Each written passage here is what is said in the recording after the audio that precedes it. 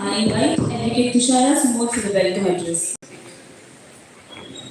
Respected guest of honor, honorable judges, distinguished members of the bar, moderators of today's program, dear young lawyers, participants, and esteemed guests, a very good evening to one and all. It is with great pleasure that I extend a warm welcome to everyone gathered here for the Swami Vivekananda Jayanti Young Lawyers Conclave 2026, organized by the Bharatheeya Abhibhashaka Parishad, Kerala High Court Union.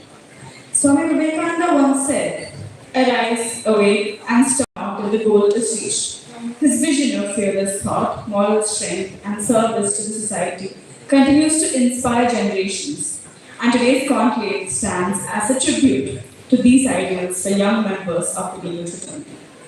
The theme of today's debate, breaking news, breaking justice, is both timely and thought-provoking. At a time when media narratives often precede judicial determination, it invites us to reflect on the delicate balance between freedom of the press and the sanctity of justice. The conclave is not merely a competition, but a platform for dialogue and the sharpening of young legal minds who will shape the future of our justice system.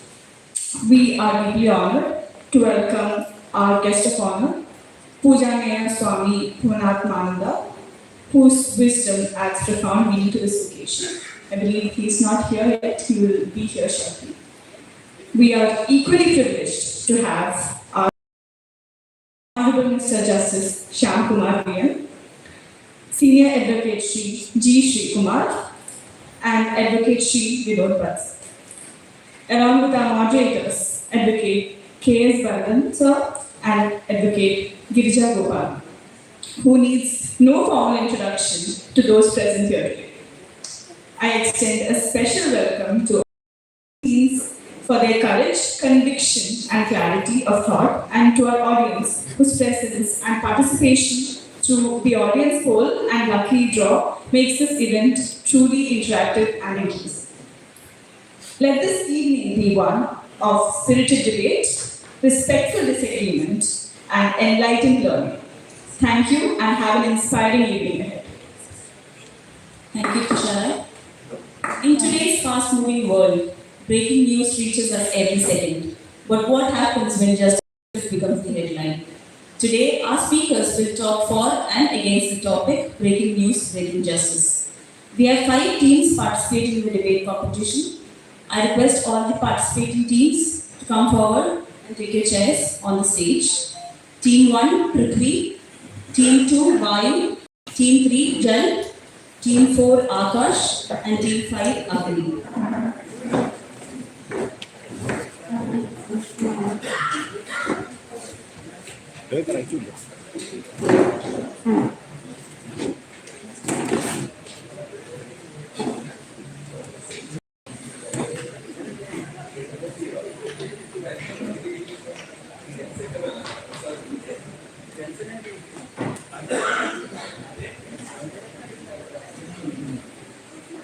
Kindly be seated.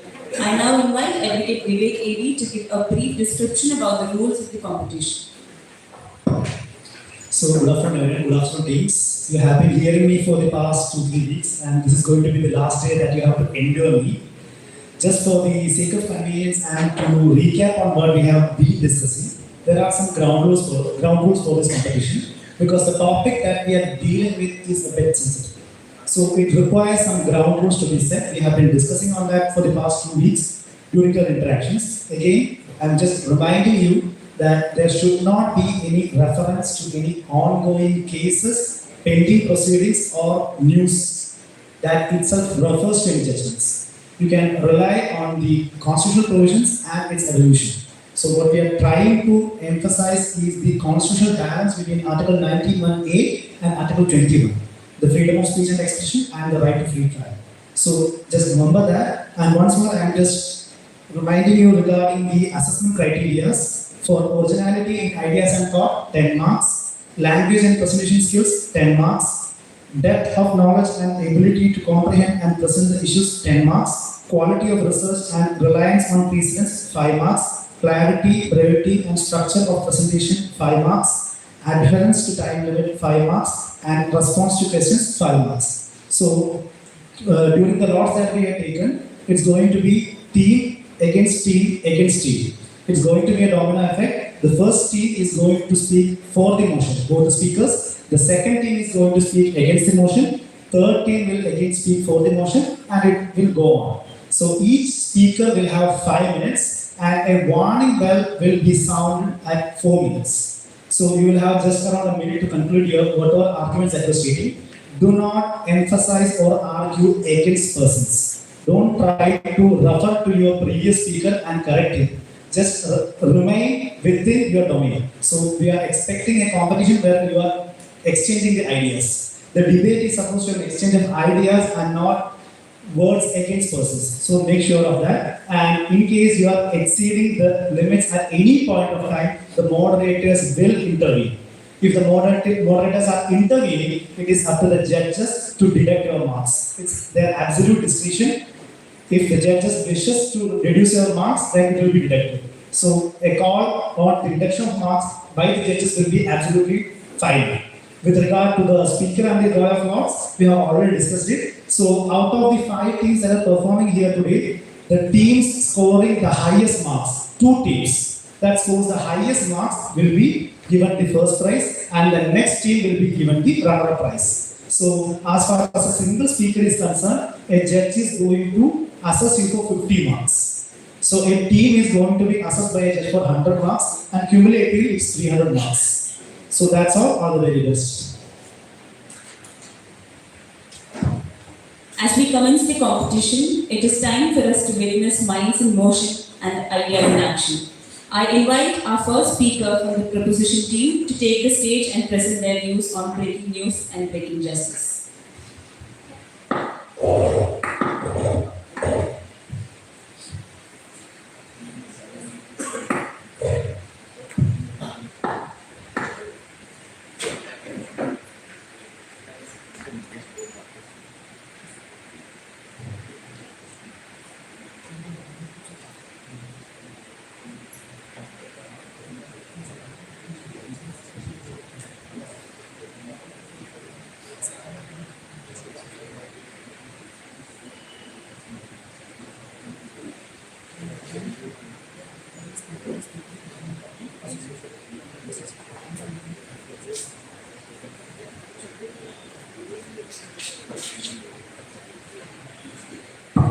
So one more announcement. There is a head for response to questions. So each speaker, after you have completed your presentation of topic for the 5 minutes, just wait on. The judges will be asking you questions after your 5 minutes. So you will be having a free hit of 5 minutes. After that, the judges will be asking you questions and they will be giving you marks for it.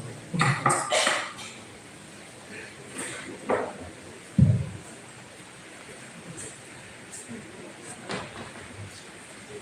Speed may win ratings, but only patience delivers justice. Honorable dignitaries, jury members, one and all present here, I, Speaker 1 of Team Prithvi, rise for the motion, breaking news is breaking justice. Before going into the motion, it is significant to know what breaking news and justice means at heart. Flashy headlines, dramatic visuals, instant analysis even before the facts are verified, where speed becomes the priority, creates breaking news. Justice, on the other hand, works on an entirely different mechanism, wherein time, evidence, and due process of law is given importance, and accuracy is valued more than urgency. Media acts as a bridge between events and public, but when the race for breaking news replaces responsibility, this bridge becomes a battlefield, wherein perceptions are shaped even before the truth is unveiled. And it is at this dangerous intersection where speed is prioritized rather than scrutiny begins breaking justice. First and foremost aspect of this motion is that justice is to be delivered inside courtrooms and not on a studio floor. The foundation of criminal jurisprudence is that presumption is the presumption of innocence until proven guilt. However, sensational reporting would turn this presumption upside down. Once a crime is reported, sensational reporting starts, and the accused is labeled and convicted in a mere prime-time debate even before the charge sheet is tested before a court of law. Even the Honorable Apex Court and several high courts have warned media not to interfere into a trial in a pending matter. Here, justice delivered through courtrooms and judgments is replaced by justice shouted through a microphone. This should be changed. Secondly, when media reports, the perception of public also changes. It plays a very important role in shaping public opinion and it pressurizes the judicial system. Judges are indeed independent. However, courtrooms does not work in a vacuum. When judicial orders are dissected in a television and judges are subjected to public opinion, judicial independence is being taken away. When media is playing a role of watchdog, media should be careful while publishing such news and sensations. Here, truth is to be given importance, justice is to be delivered, and not sensations. Third and most important aspect while dealing with breaking news is half-truth. When half-truths are exposed, even witnesses are manipulated, their testimonials are manipulated, accused are given a chance of escape, and this all lead to a derail in investigation. Here, speculations should not replace verifications. Emotions should not replace evidence. And truth is to be given paramount importance. Media is just a watchdog, neither a prosecutor nor a judge. With this, I conclude, and I would like to hand over the rest of the views in this motion to be addressed by my teammate, Speaker 2. Thank you. Just be there for a minute because we are just a question on this. When right to privacy or right to information and right to a fair justice to a legal system is being put against one another, which of the fundamental rights are relevant in such a discussion? Which among the fundamental rights are relevant?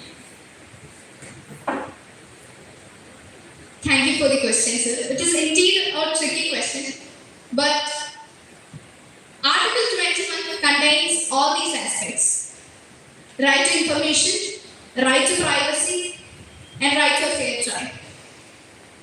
However, when it comes to freedom of speech and expression under Article 19(1)(a), there are some reasonable restrictions under 19(2). So, I believe that when a person is given a chance to live with dignity and die with dignity, their privacy and a chance to fair trial should be given paramount importance. And one more aspect, if I may add, when it comes to media, we have seen many news where when a person is accused of a POCSO offense, the news will be given in a big column in front of the newspaper, and recently... Yes, you have answered the question. Yes. Thank you.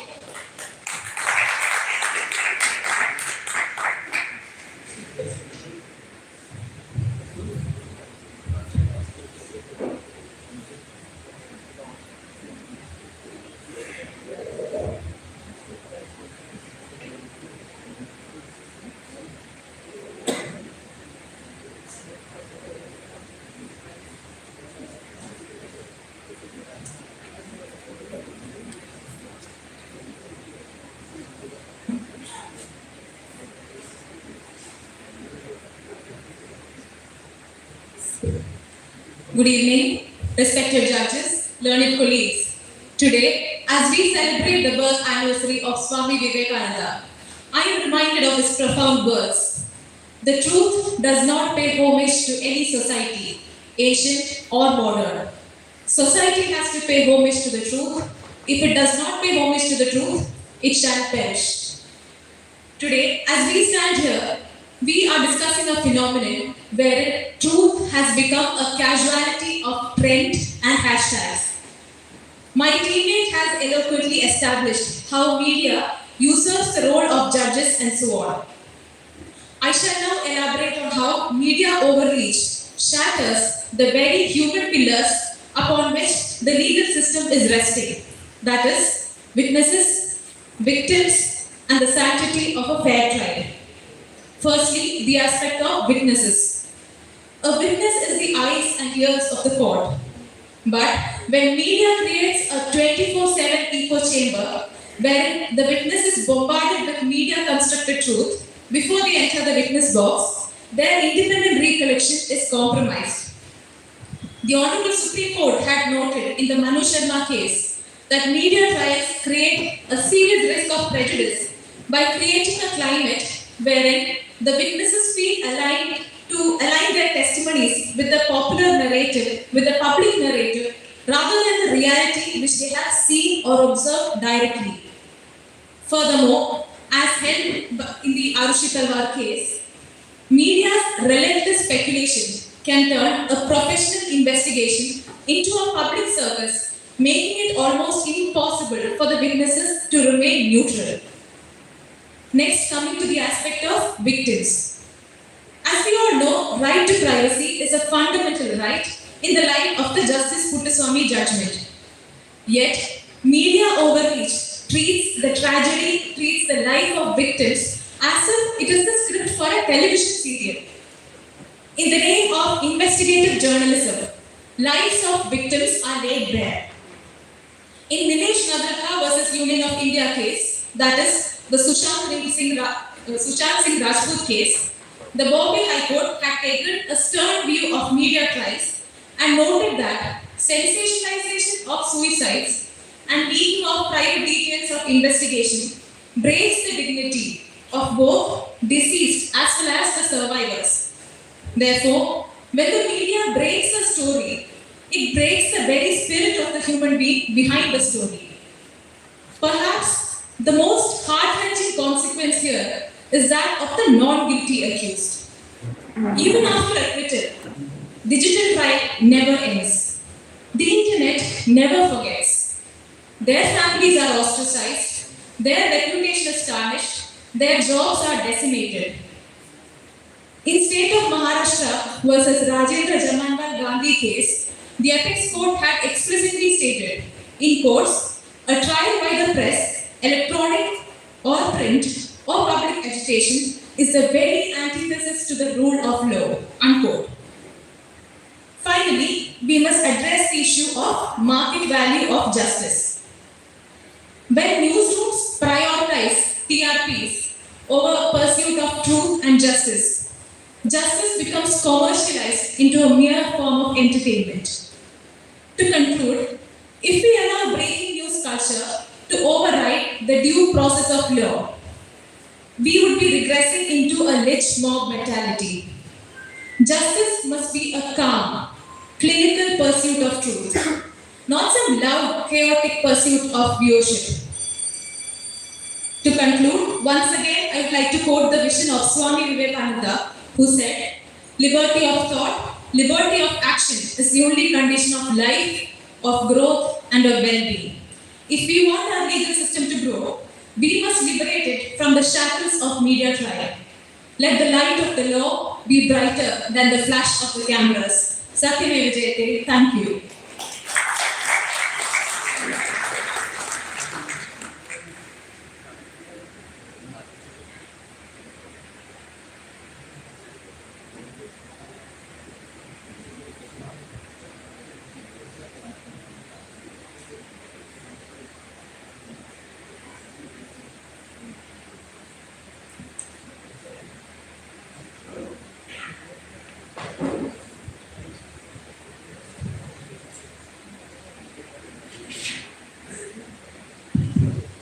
Madam, you were referring to many Supreme Court judgments, but is there any Supreme Court judgment which says that news should be banned when it comes to something which is a case before the court?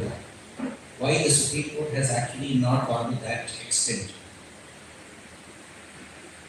So thank you for the question. There are no cases which say that reporting should be banned. But then we have seen plethora of cases, such as the Sahara case, wherein the Supreme Court has issued postponement order. The very fact that court had to issue a postponement order shows that there is something dangerous when the media is showing the raw facts. So that the Supreme Court has always highlighted that there should be a balance between free speech as well as the right of witnesses and victims. But at the same time, often we see that media encroaches into the lives of victims, witnesses, and it often jeopardizes with the idea of with the sanctity of free trial. So the Supreme Court has time and again highlighted about the balance that is required. Furthermore, in the 200th Law Commission report, it is again stated that media trials pose a serious risk to our judicial system. So in the end, what is important is the balance that should be struck between free reporting and the rights of victims.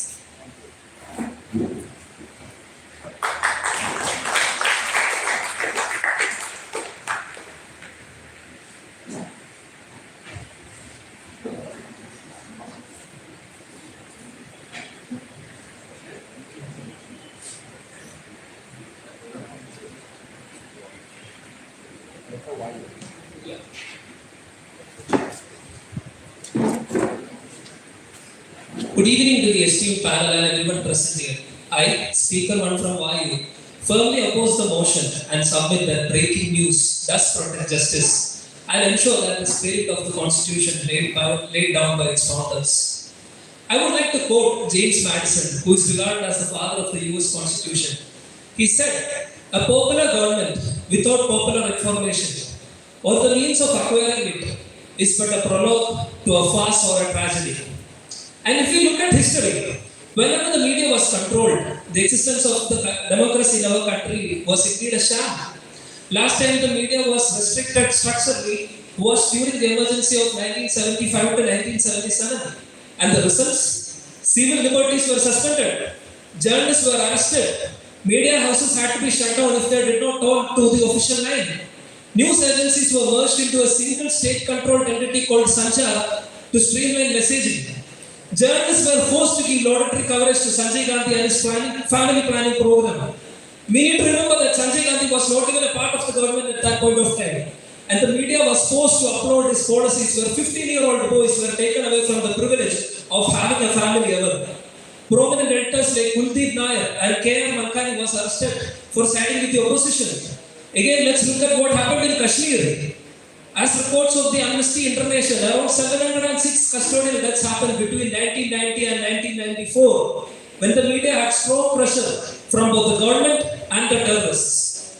Noam Chomsky said, and I quote, "The way to control people is to control what they think and what they think about." So, controlling the information is the first step to establishing a dictatorship.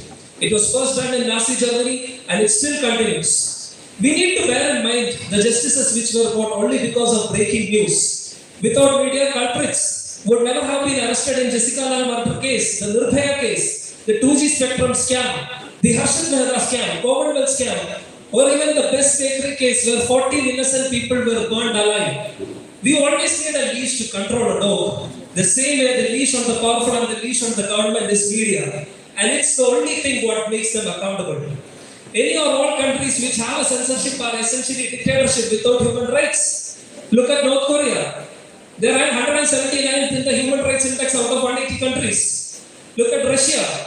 They rank 171. Iran is 176. China is 178. Then the rights to free media is already well described in our constitution. Article 19 of the constitution clearly gives the right to freedom of speech and expression and the right to assemble peacefully without arms. It was laid with the intent to make the government accountable and to serve as a watchdog and enable the voters to translate civic issues into actionable priorities. This freedom is even extended to fair comment and fair criticism on the judgments passed by the honorable courts. This is set by Section 5 of the Contempt of Courts Act. This section was further backed by the case of Lalit Kadita and others versus Union of India, where it was observed by the apex court that judiciary is not overly sensitive to criticism. And genuine criticism is welcome as judges are humans and capable of unintentional errors.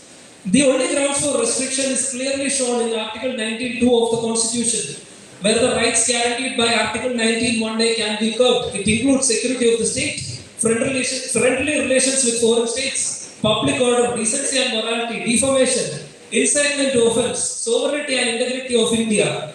In Kaushal Kushor versus State of Uttar Pradesh, the 5-judge constitutional bench of the Supreme Court held that no restrictions other than those mentioned in Article 19(2) of the Constitution can be used to restrict the rights given by Article 19(1). Hence, any further restrictions that the government puts forward is simply a violation of the basic structure doctrine which was proposed by the Keshavananda Bharati case. Time and again, the importance of freedom and media was laid down by the courts. In Union of India versus Manohar Parikar, the apex court held that monitoring journalists undermines the freedom of the press, which is essential to democracy and forms the fourth pillar of the government. It doesn't mean that there is already restrictions on the media. It doesn't mean that the media can use their freedom to establish their propaganda. Already the Supreme Court in cases of Baburaj versus B. Vaishnav Singh and Sagir Ahmad versus State of UP told the government, you can restrict the fundamental rights if you can convince the judiciary that it is reasonable. So, the laws and judgments are already there to ensure that the propaganda of the media is not always coming and they cannot frame stories in whichever way they want. Therefore, I conclude my motion by saying that any move to shut the media will only end in disaster. And the only goal that will be achieved will be protecting the corrupt and dishonest politicians who are leeches to the development and progress of this great nation. Thank you.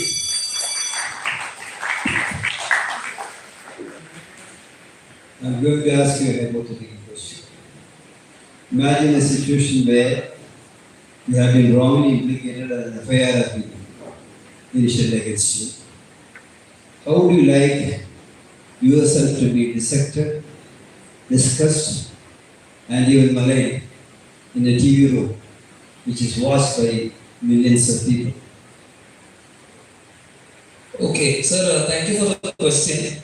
So, first of all, sir, the media only has a freedom to report facts of the case or what is actually happening.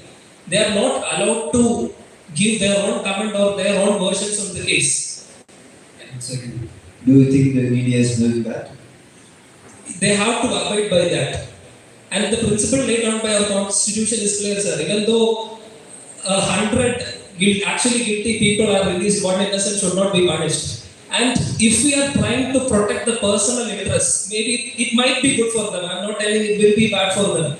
But at the same time, that law will be the reason where many wrongs of the society will not come into light. In fact, in the case A.K. Gopalan versus State of Madras, it was already held that social interest in individual liberty may well have to be subordinate to other greater social interests. Will you be happy that your case is discussed and you will rely on A.K. Gopalan? I think Sleep well? the interest of the society is bigger than the interest of a single individual person. Ideal situation. Keep it up. Thank you.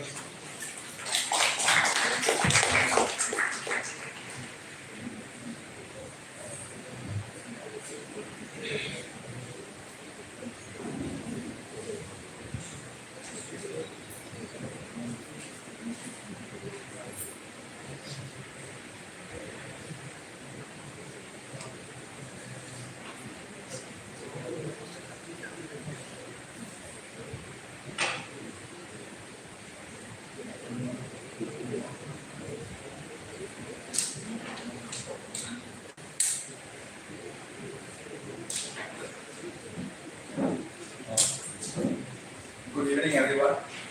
In today's world,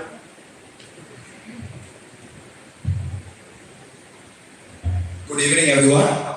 In today's world, a person can be declared guilty on television before they set foot in a courtroom. But the solution to this danger is not silencing the press. It's strengthening responsibility. And history has showed us injustice thrives in noise, but not in darkness. Honorable Chairperson, respected judges, worthy opponents, and my fellow participants. This debate is a clash between two fundamental rights that's enshrined in our Constitution, Article 19(1)(a) and Article 21. The opposition claims that the media involvement during investigations, trial undermines justice. I stand before you to argue the opposite. A responsible and vigilant media strengthens justice rather than weakening it. The framers of our Constitution never imagined a democracy where justice operates in silence or secrecy, nor did they design a press where they are only meant to report the official versions. The free press is a constitutional watchdog, one that informs citizens, questions authority, and keeps institutions accountable. The framer, under Article 19(1)(a), the Supreme Court has consistently held that freedom of speech includes right to receive and disseminate information. In a democracy, citizens are not passive spectators to justice. They are stakeholders in it. Media reporting on investigations and trials flows directly from this democratic right to know. Now let us turn to Article 21. Yes, the right to fair trial is fundamental. Yes, the dignity and reputation of the accused deserves protection. But Article 21 guarantees fairness of procedure, not freedom from public scrutiny. Fairness is ensured through due process, judicial independence, and evidentiary standards, not through enforced silence. The constitutional balance was clearly recognized in the case that was discussed before, the Sahara versus Sepi. The Supreme Court refused to impose blanket media restrictions. Instead, it allowed for narrow, case-specific postmortem orders, where there was a real and substantial risk to justice. So, the judgment makes one thing clear. Restrictions on the press are the exception, not the rule. If Article 19 were inherently dangerous to Article 21, the court would have silenced it. It did not. Let us just look at some real-world examples in India. The Nirbhaya case witnessed intense media scrutiny. Did this scrutiny destroy the presumption of innocence, or did it expose systemic failures and accelerate judicial process, lead to fast-track courts, legislative reforms? The media did not convict the accused, the courts did. but without the media scrutiny, public pressure, justice might have been delayed, or the back case might have been just another statistic in the long list of cases in India. Now let us look at beyond India. In the United States, the Watergate scandal was uncovered by journalists, not by courts or prosecutors. Media scrutiny did not weaken democracy, it strengthened the highest office in one of the most developed countries. In South Africa, sustained media exposure of corruption during the Jacob Zuma presidency led to judicial inquiries and institutional reform. Once again, media demanded answers and the court delivered the justice. The opposition frequently warns about media trials, but the discussion in media is not conviction. Judges are constitutionally trained to decide cases on evidence presented before them, not on television debates or newspaper headlines. If we genuinely believe the independence of judiciary, then we must also trust it to withstand public discourse. Yes, irresponsible reporting does exist. Yes, sensationalism must be criticized. But regulation is not the same as restriction. The answer to bad speech is responsible speech, not no speech. Because history teaches us this. When the media is silenced, it is rarely the innocent who benefit. It is the powerful victim lose their voice, investigation lose urgency, and accountability disappears into darkness. To conclude, Article 21 protects individuals from arbitrary power. Article 19 empowers citizens to question their power. They are not rivals, they are constitutional partners. A democracy does not protect justice by switching off the lights. It protects justice by ensuring that the power acts and someone is watching. Because when Article 19 speaks responsibility, Article 21 is not threatened, but Article 21 is actually strengthened. Thank you. Since you are speaking for the media, which of the articles of the Constitution, to which of the articles of the Constitution would you trace media rights? Article 19, like, right? Any other article? At this moment, I can't think of anything, but the fundamental right of people to know is through that article, and there's a huge importance why it's enshrined into the Constitution, because without a strong media, no country is going to work. Because we have seen examples throughout the years. Because You have answered the question. Thank you.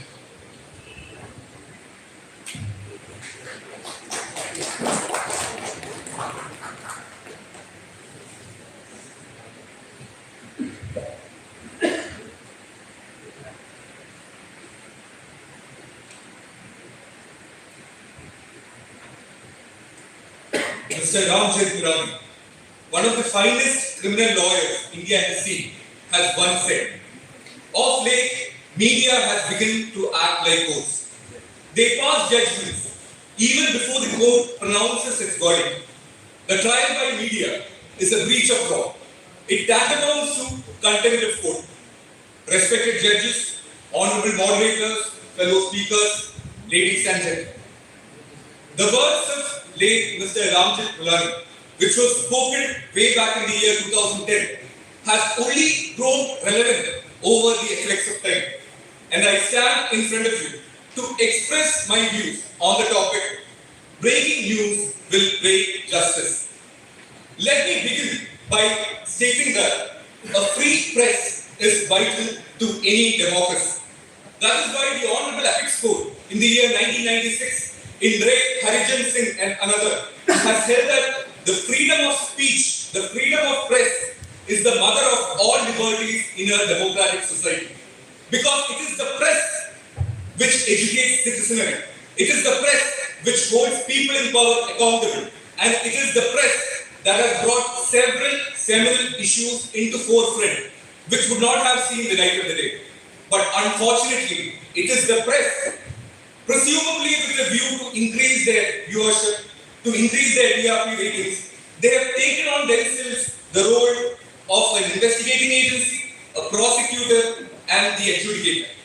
Under the garb of Article 19(1)(a) of the Constitution, they have reincarnated themselves into a court of law and pronounced the guilt or innocence of a person even before the trial has started. The media, by doing that, is losing sight of certain fundamental aspects that are enshrined in our constitution. For example, the rule of law, the doctrine of separation of powers. And if you ask me the most important thing, the three fundamental rights that is there for any person who is accused of committing a crime: the presumption of innocence, the right to remain silent, and proof beyond reasonable doubt. The media, by publishing statements, airing interviews, publishing documents, they get into the domain which is exclusively given to the courts. And by doing this, let me tell you some illustration. When there is a right to remain silent, can the media paint a person guilty without giving him an opportunity to adduce evidence unilaterally? The answer is no.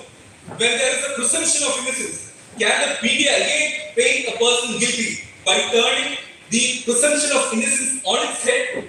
And media, by repeatedly publishing news articles, they have the propensity to influence the mind of judges, because it will ultimately prejudice the rights of the accused, even not at the time of trial, but even at the time of a pre-arrest bail.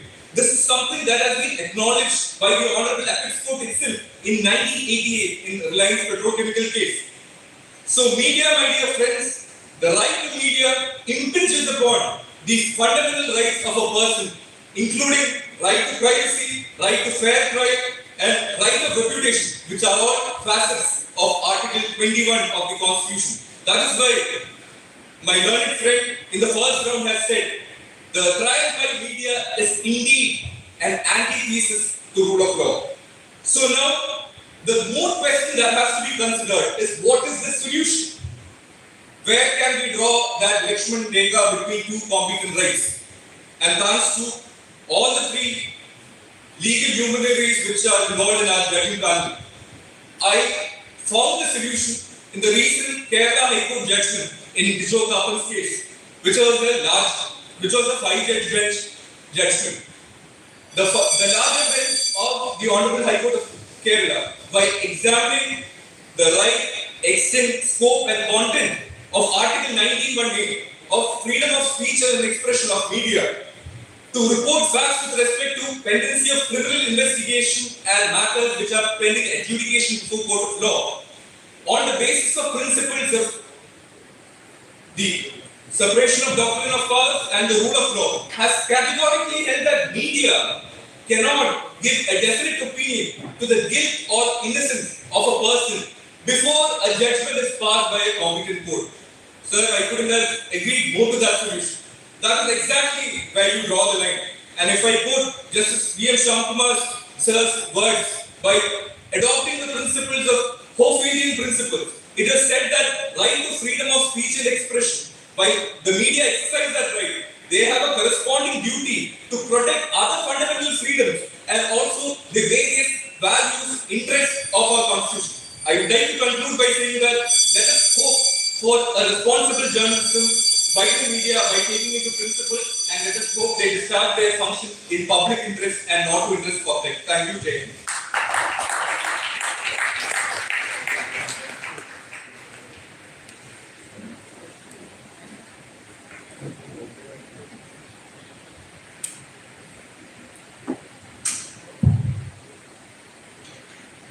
How much would you support the judge when he or she restrains the media from reporting what happens in his or her court?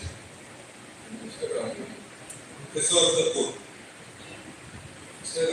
The concept of court is open justice. So everyone has the right to access court and to know what has transpired, what is transpiring in the court proceedings. But if there is a propensity to obstruct the administration of justice, if the court feels that the media is portraying the outcome of the case, which is absolutely not true, then it would be justified for the court to restrain the media from publishing the court proceedings. Or that is why they have the right to even order for in-camera proceedings, so that the rights of the parties involved and also the integrity of the judicial system cannot be put at stake. Thank you.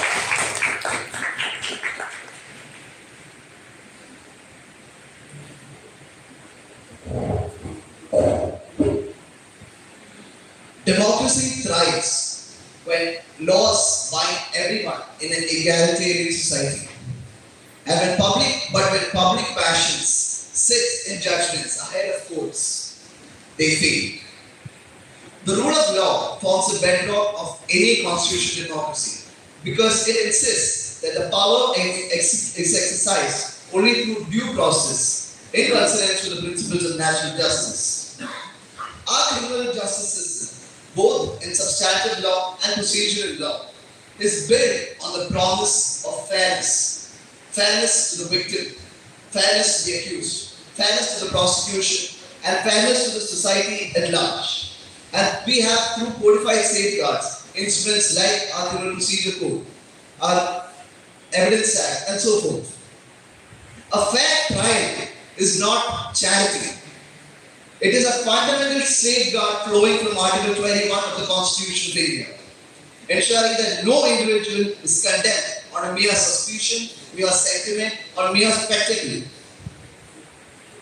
but only through a due process of law. But when any panel force, including the media, begins to prejudge, prosecute, and pronounce their verdicts, it is not merely commenting on justice, it is competing with it.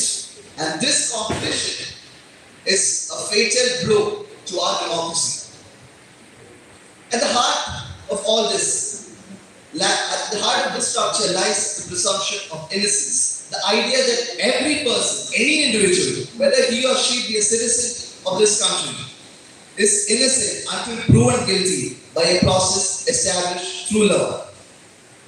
This is not a poetic slogan, but this is something that is imbibed in our criminal jurisprudence much before our independence, and subsequently through international treaties such as the ICCPR and the UPHR. We are cautiously and consciously made this part of our criminal jurisprudence. In practical terms, it means that the moral as well as the legal status of a person does not change from an accused to a convict unless without the sanctity of a court and the finding that that person is guilty beyond reasonable proof.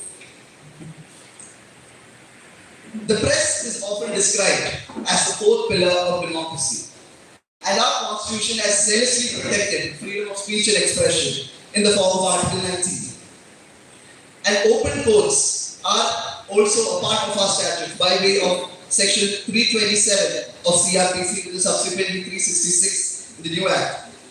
What happens in the courtroom is the duty or is a right of a citizen to be a part of. And the media is given the opportunity, that golden opportunity to be able for the general public to access. And going further, they have that liberty to also decodify, maybe without the legal nuances. In layman terms, they have that beautiful opportunity to explain the nuances, the complex nuances.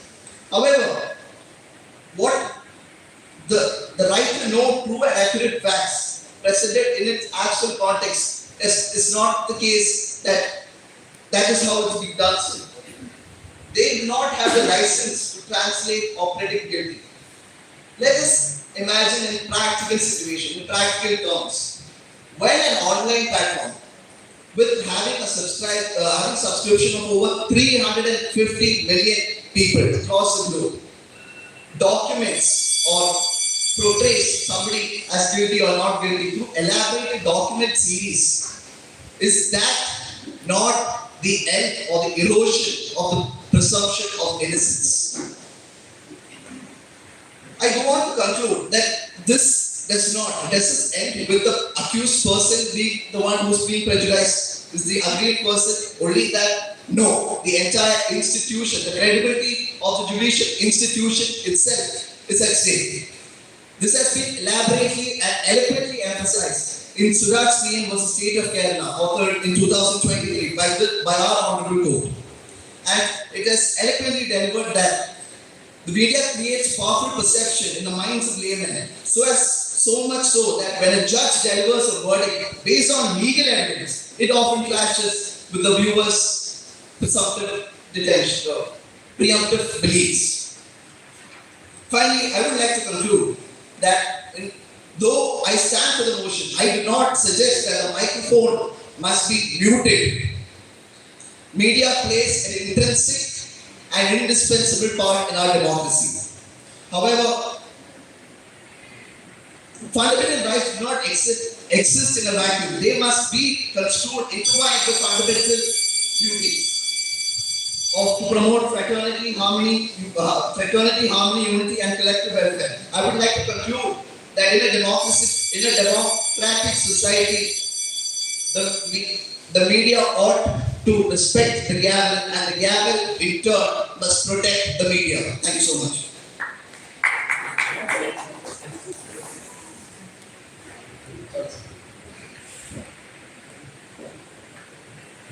Do you think a mere discussion, a panel discussion or whatever will be in the media about a case pending is going to influence the judicial process?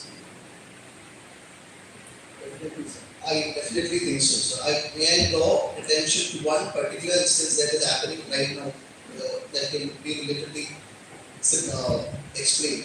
For example, if you look at the Jordan signing case, there is a documented series which includes the lawyer also who was at that time for the accused. He was also part of this documented series.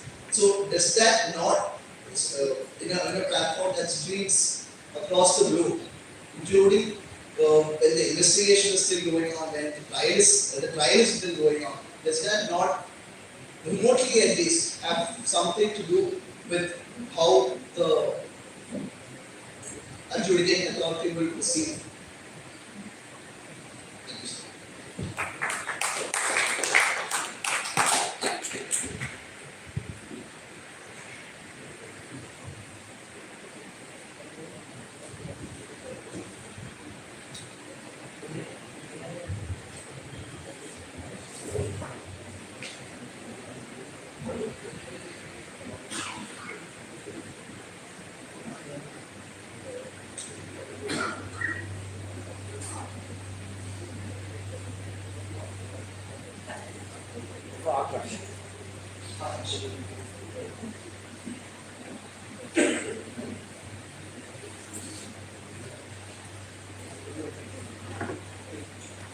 I would like to speak against the motion. Media is always a powerful tool for expression of voice of dissent. Now that voice of dissent is exercised through this media in times of emergency. During the time of emergency, a lot of injustice was exposed by the media, and Indian Express left 2 blank pages during the time of emergency just to express that voice of dissent. Likewise, in Kerala, the involvement of media and the reportage of a very personal injustice done to a hapless old man who cried out that why are you letting my son stand in the rain when he has not done any mistake?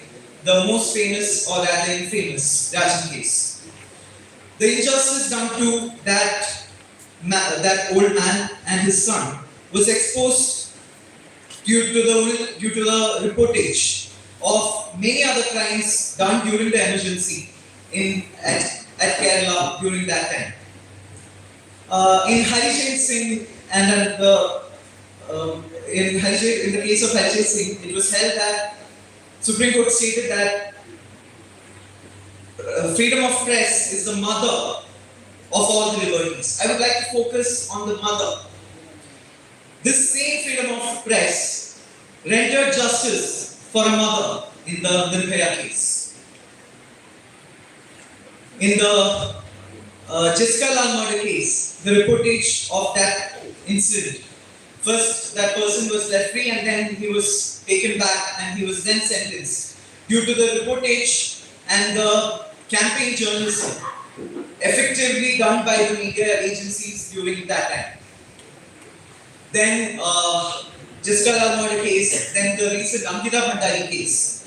This was a receptionist was murdered, and then there were many powerful stakeholders involved in the crime, and there was a huge protest in Uttarakhand by a lot of women who advocated justice for the woman. Now the media, you cannot shoot down the messenger. Messenger may carry the bad news. Messenger may carry the news that is not pleasing or convenient to you. But you cannot shoot down the messenger, because when you silence the messenger, then you silence the real issue.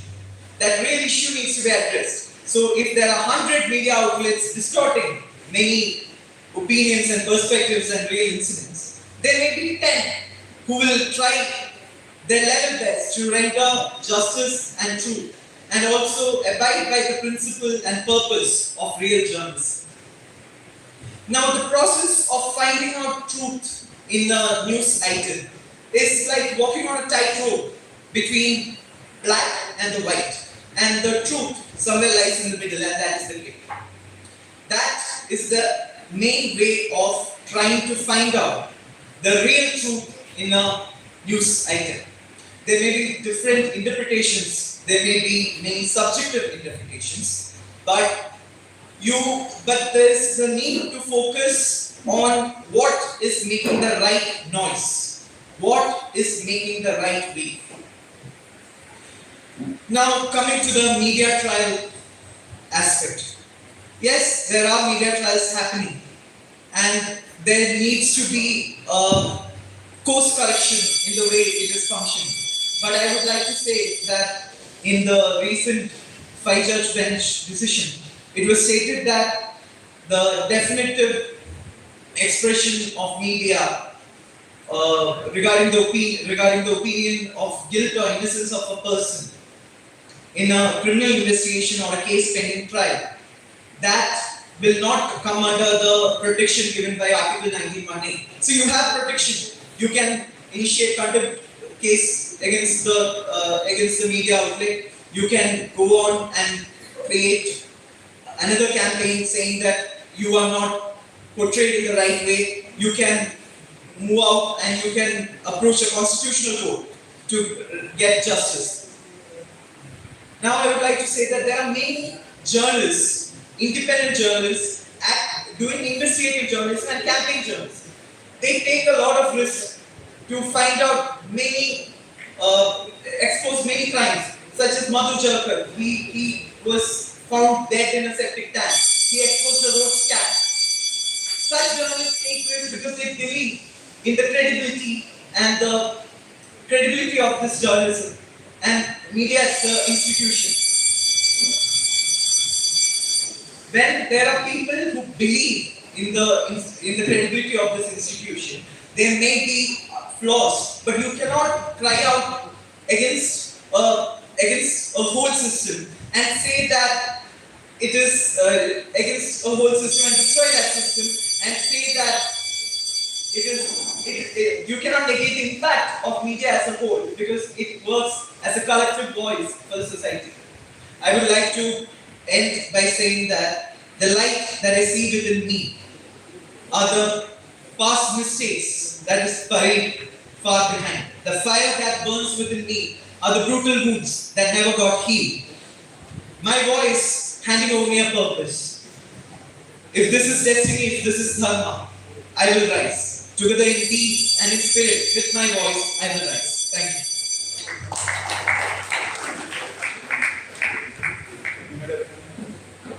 You made a reference to the Supreme Court judgments of the point.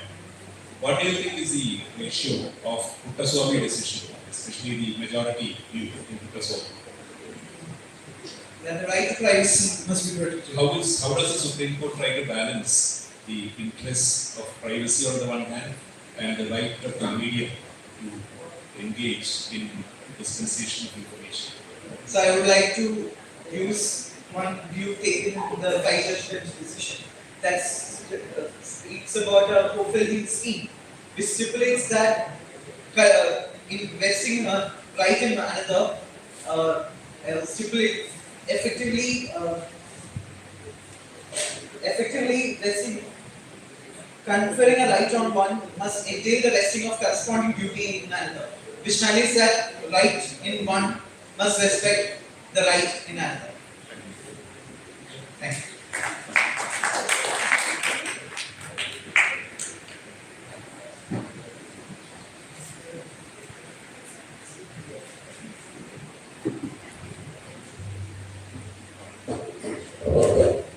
Good evening. Ekam sat vipra bahuda vadanti. Truth is one, though the wise may call it by many names.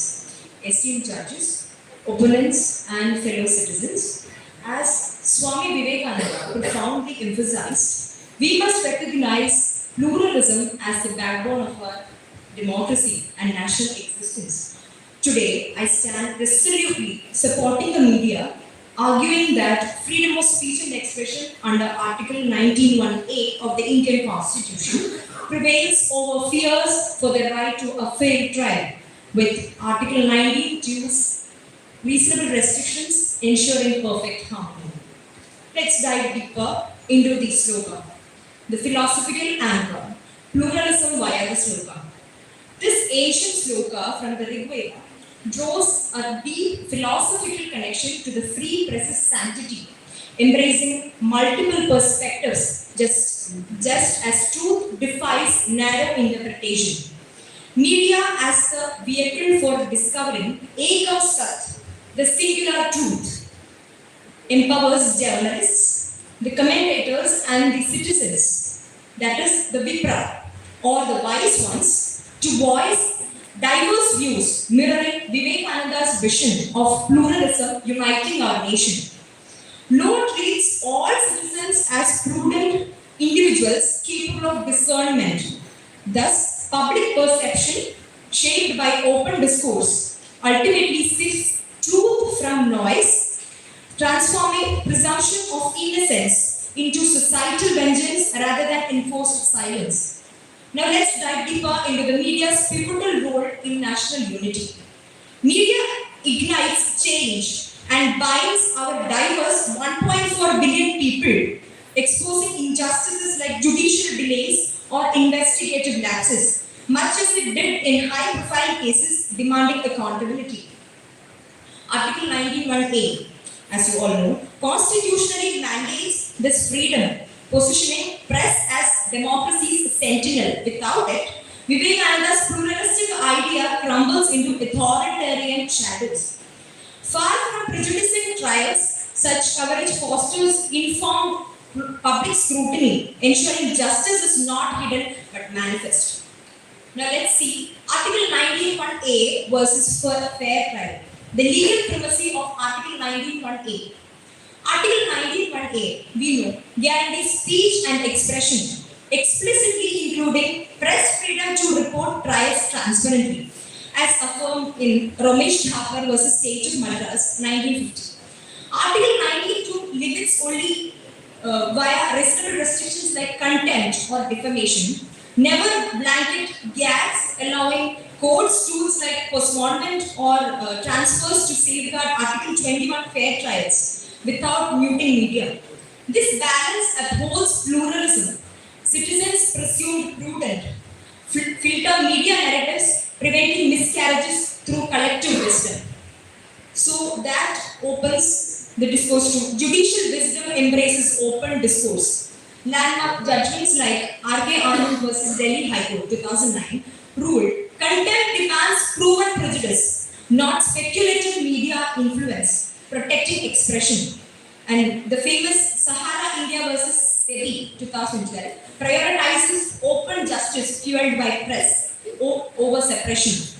In Maneka Gandhi versus Union of India 1978, Article 19 and 21 intertwine free press disinfects trials, aligning with the above slogans, truth-seeking via diverse voices. So to conclude, free press as truth's guardian. Suppressing media inverts constitutional ethos, silencing Vivekananda's pluralistic democracy for hypothetical harms. Robust coverage unites us, accelerates justice, and entrusts truth to society's prudent judgment, proving 91A not only coexists with fair rights but elevates them. Let us champion the media, for in pluralism lies our strength and in free expression our unyielding pursuit of truth. Thank you.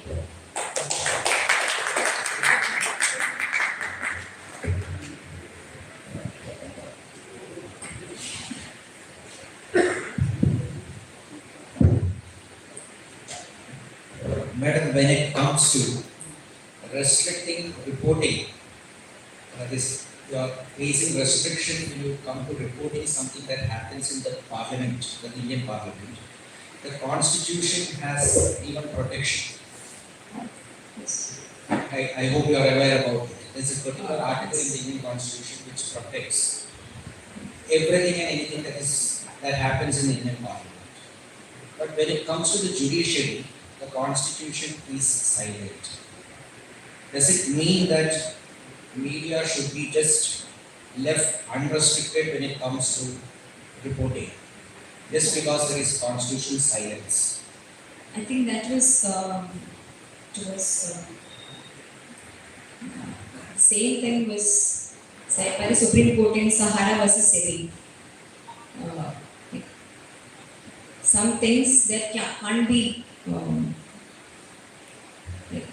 it can't be. Sir, question one more.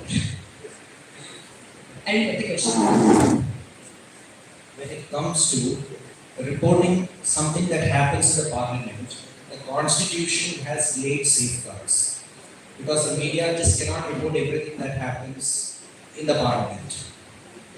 Even visual media is restricted from exhibiting what happens in the parliament.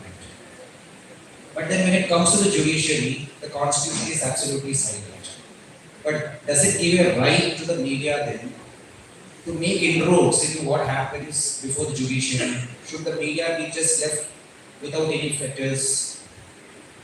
Media is definitely restricted under Article 19(2). There are several restrictions as to what should be displayed out into the media. There are definitely restrictions under Article 19(2). That's what I know, to my knowledge.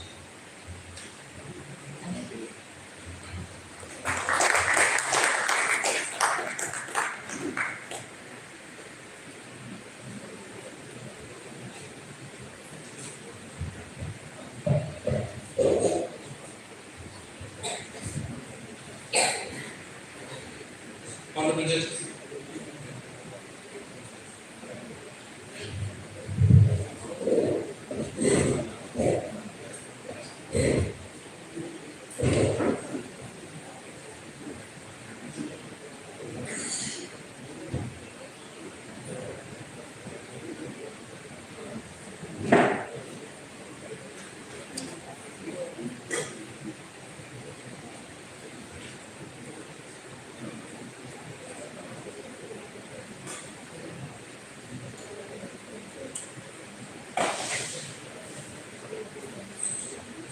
Honorable judges, learned participants, and distinguished members of the audience, I stand in strong affirmation of the motion breaking news breaks justice.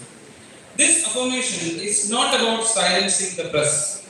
It is about defining the constitutional limits of influence. It is about recognizing that justice, unlike media, is not driven by immediacy, spectacle, or audience engagement. Justice is a disciplined institutional process that demands restraint, neutrality, and patience. Indian justice system is founded upon the constitutional principles of evidentiary discipline and procedural fairness, along with judicial detachment.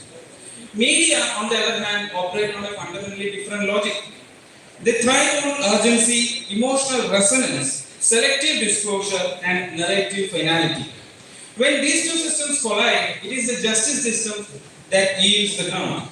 The issue before us, therefore, is more structural rather than sentimental. Can a system designed to inform the public coexist without damage alongside a system that is designed to adjudicate the guilt? Judicial experience, constitutional doctrine, comparative practice answers this question in negative. To further solidify this argument, In Law Commission of India 200 report, it is noted that the harm of media trials begins long before a case reaches the courtroom. It contaminates investigation. Thus, in response to growing concerns over investigative leaks and press briefings, the Supreme Court in 2013 directed the Union government to frame standard operating procedures governing police interaction with the media. The court recognized that premature disclosures influences public opinion and compromises investigative fairness. The Law Commission of India in its 200 report has categorically noted that suspects are frequently subjected to reputational destruction at the investigation stage itself.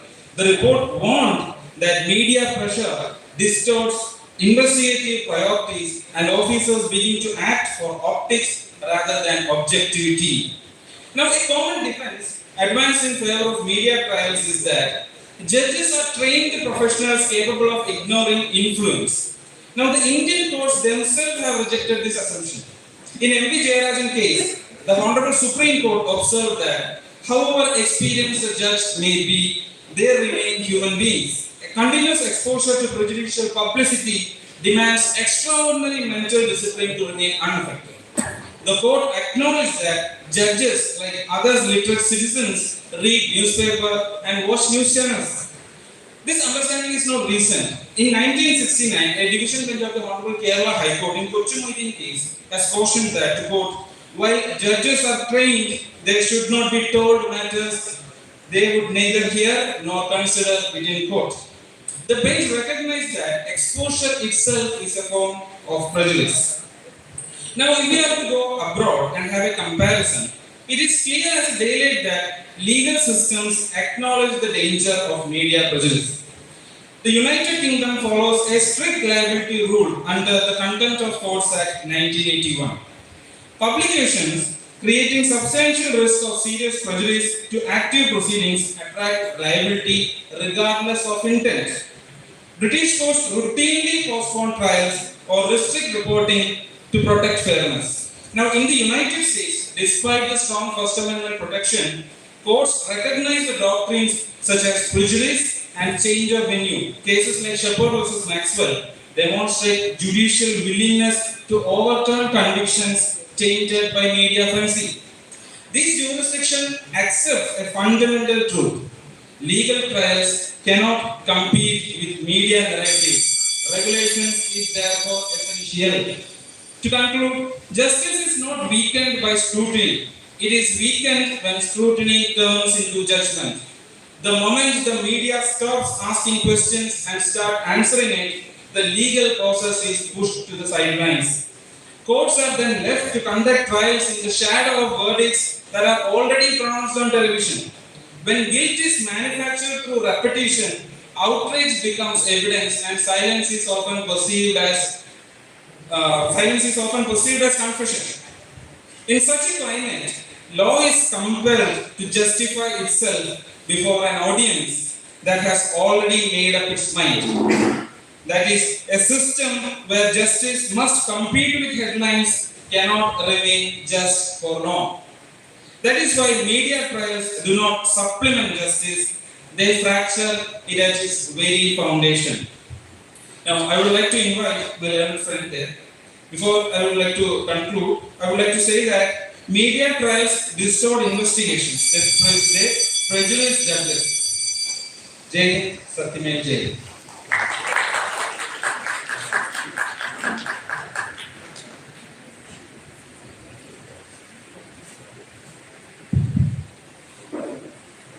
Don't you think the society has got a right to know what is happening around it? For example, something happens in the society, a crime, it shocks the conscience of the society. Do you expect the society to completely go to silent mode? Should they not express their views and opinions, even if it be through the media? Yes. Thank you for the question. Society has absolute right to know whatever is happening around us. But the problem starts when the right to know infringes upon the right to live with dignity. Now, if I am going to take a legislative example, in POCSO Act, victim name is protected. just because of the issue that when a POCSO case is put forward, if the victim name is not protected, the victim will be subjected to societal negative views, or they will be affected to not live with dignity. So the answer to that question is they have the right to know what is happening around us until it is not infringing upon the fundamental rights to live with the dignity of the individual.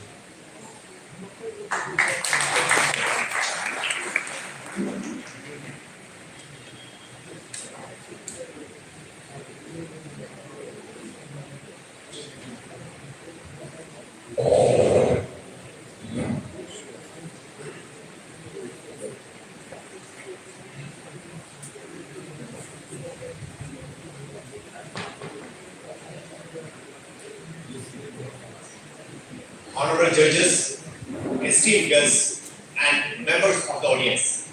As my reverend stated, I am continuing the same statement he already narrated. A system where justice is competing with headlines, it could not remain just for long.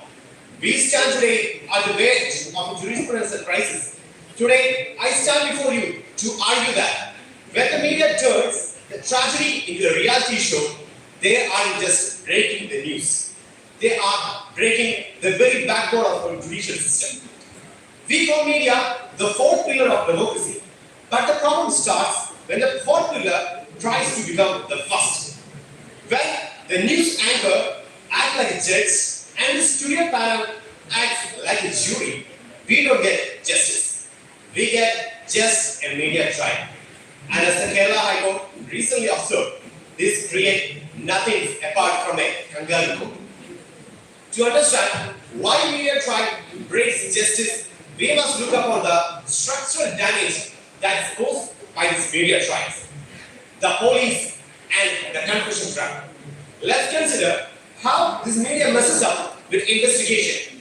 Often, when news is reported, the police are compelled to show who is the accused within a very stringent stipulated time.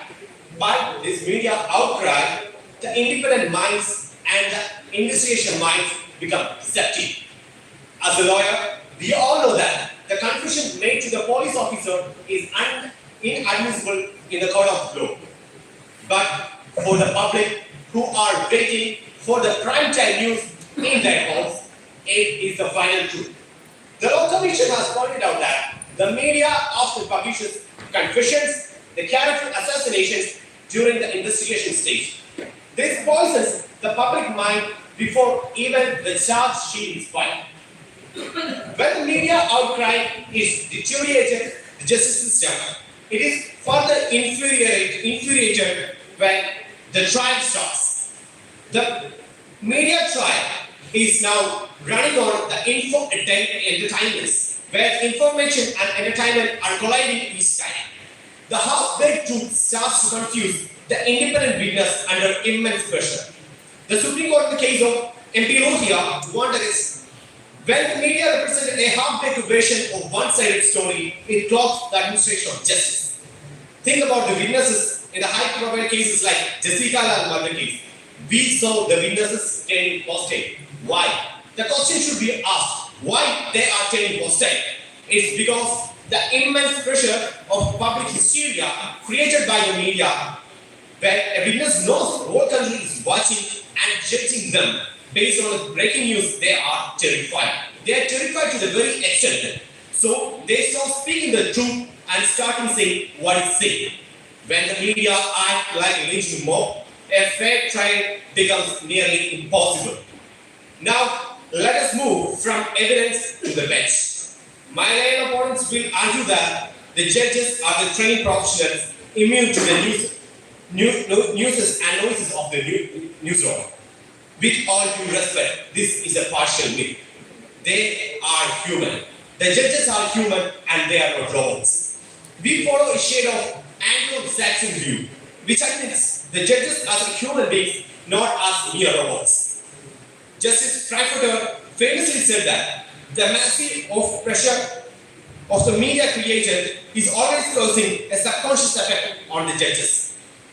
When the judges sit on the bench for a sensational case like Priyadarshini Mathu or Nirbhaya case, they know the mob is outside. They know the media has already decided the verdict. They know there will be questions. The media will call them incompetent. They question their integrity and will disturb the judicial calmness if the instance is verdicted against the interest of the media. So we cannot keep aside the death of presumption of innocence. In a court of law, there is a vital gap between a suspect, an accused, and a convicted. A man is innocent until proven guilty, but the media, they don't have the patience for it. When the court acquits those who are already convicted by the media narratives, people's confidence in the judicial system erodes. The people criticize courts as a slow, ineffective, and compromised institution. So, what's the solution? Are we saying a no to the media or a ban to the media? No. We are asking for responsibility, the competency to uphold the rule of law. To conclude, friends, there is a difference between public interest and what the public is interested. The public is interested in gossip, scandals, and drama. That doesn't mean a fair trial. When the breaking news replaces evidence with motion, due processes with public noises, there is nothing more than a mobility. Therefore, I strongly support the motion. Media trial are injury breaking the spines of injustice. So, the breaking news are breaking the justice. Jai Hind. Since you strongly suggested that judges are not free from the influence of the media, could you suggest that one way of getting over this entire issue would be that judges stop watching the media or reading the newspapers? No. There is absolutely a direction between the free press and also a responsible press. That contradicts your own view earlier.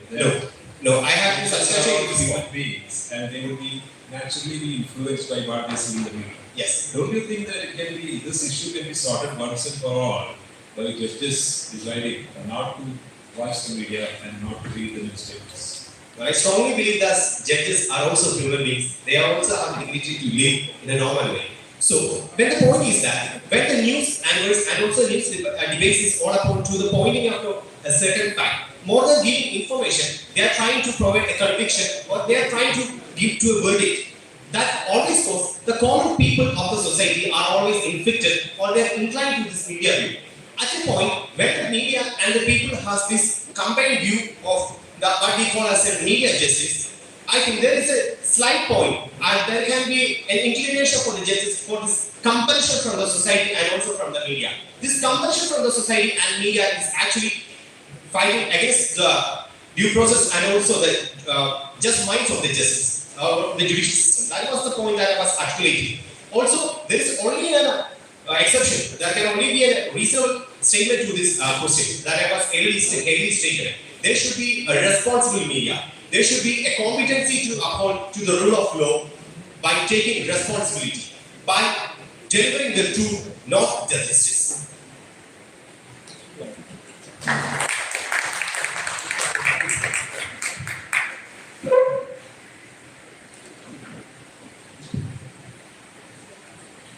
Thus, we come to the end of the competition. Thank you to our respected judges, participants, and the wonderful audience. Now, I request the team members to kindly come forward and introduce yourselves.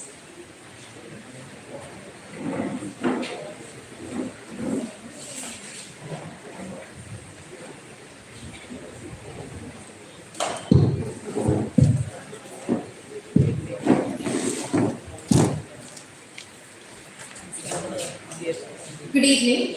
I was speaker 1 of Team Prithvi. Myself, Meera R. Menon. I'm practicing before the Honorable High Court of Kerala since 2023. Thank you. Good evening, everyone. My name is Deepa Noble. I am the second speaker of Team Prithvi. I've been practicing here for the past 2 years. Good evening, everyone. My name is Salman. I'm practicing in Tiruvalla. I'm a member of Tiruvalla Bar Association. I was the second speaker of Team Vayu. Thank you. Good afternoon, everyone. My name is Joy Liju Francis. I enrolled only 6 months ago and I practice in Anapur. Thank you. My name is Rinal Vincent. I've been practicing here in High Court since 2017. Regards to the Office of Advocate Mohammed.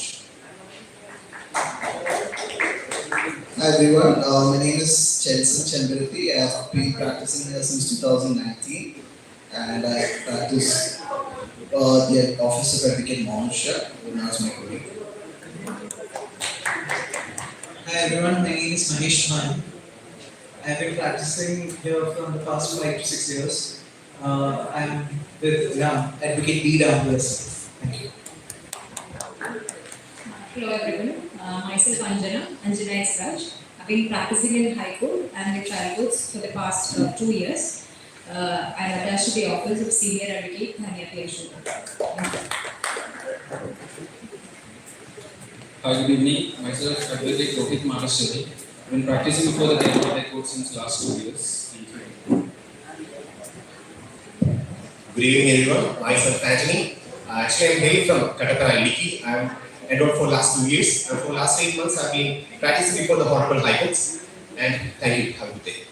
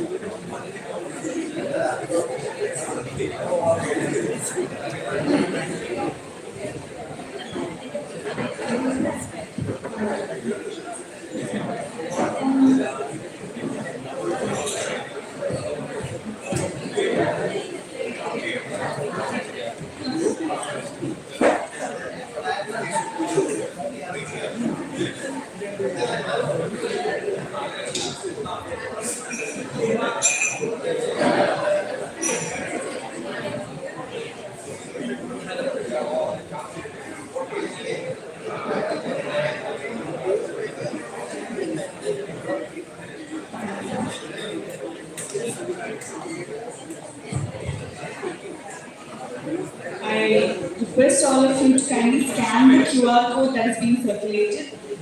Once you scan the QR code, you will enter the WhatsApp group and the poll will be posted very shortly.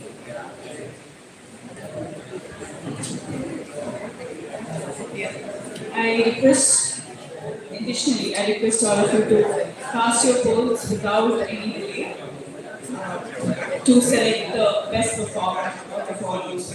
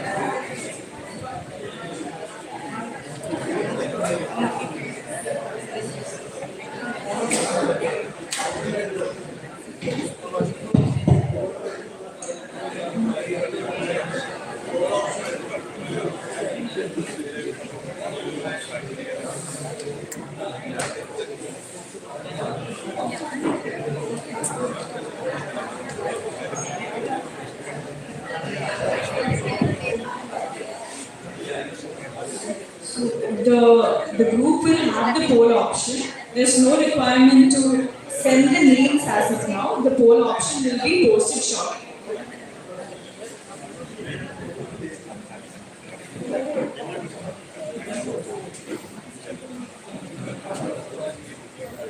Request everyone to kindly be seated.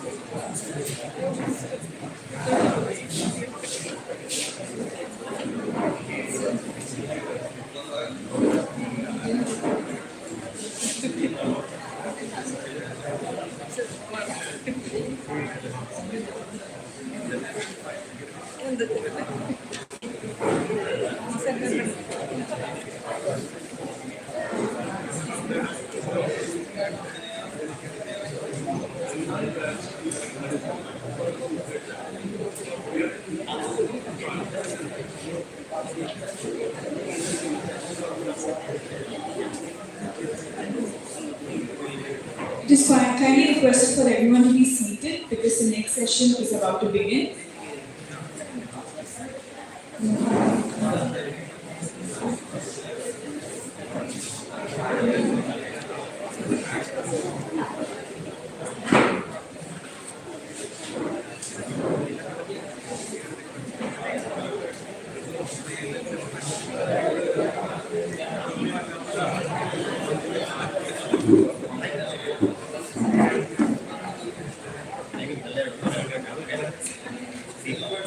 If anyone hasn't yet filled the lucky draw, please fill the lucky draw and hand it over to ma'am.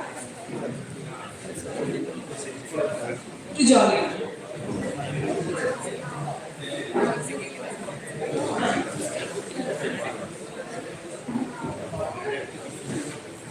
I request everyone to kindly be seated. before the next session begins.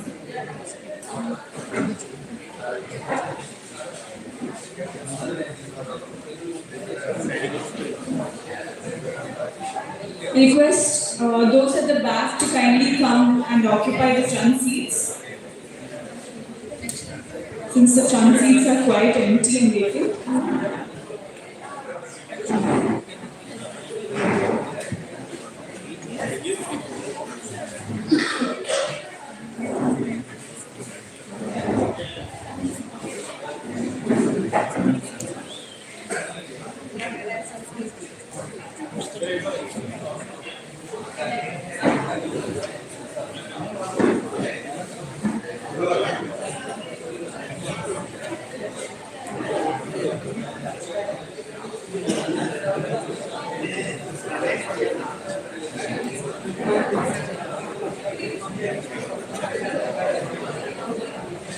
I invite onto the dais our respected guest of honor, Pujari Swami Bharatheeya sir.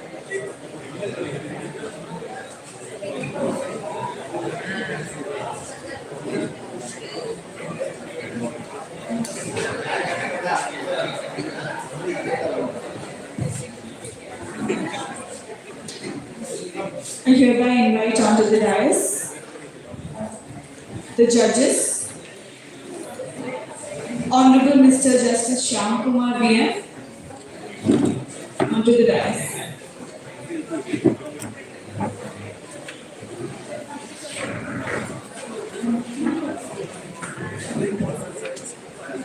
I invite onto the dais Senior Advocate Shri G. Shri Kumar sir and Advocate Shri Vinod sir.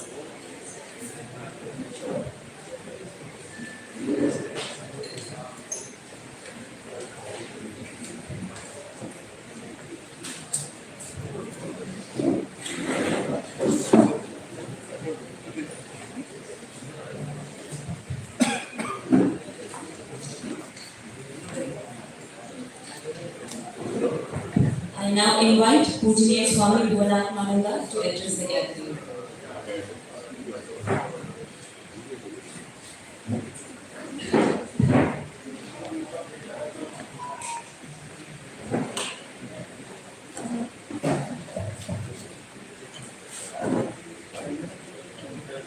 Namaste.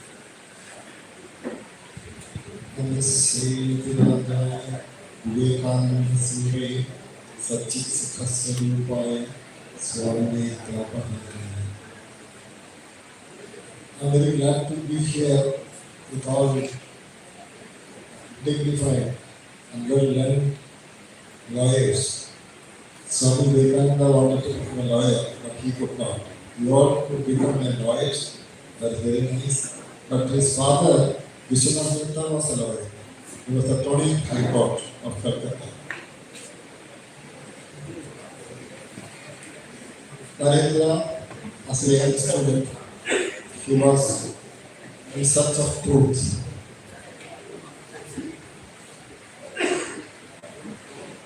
The modern education, especially the Western style of education, confused his mind.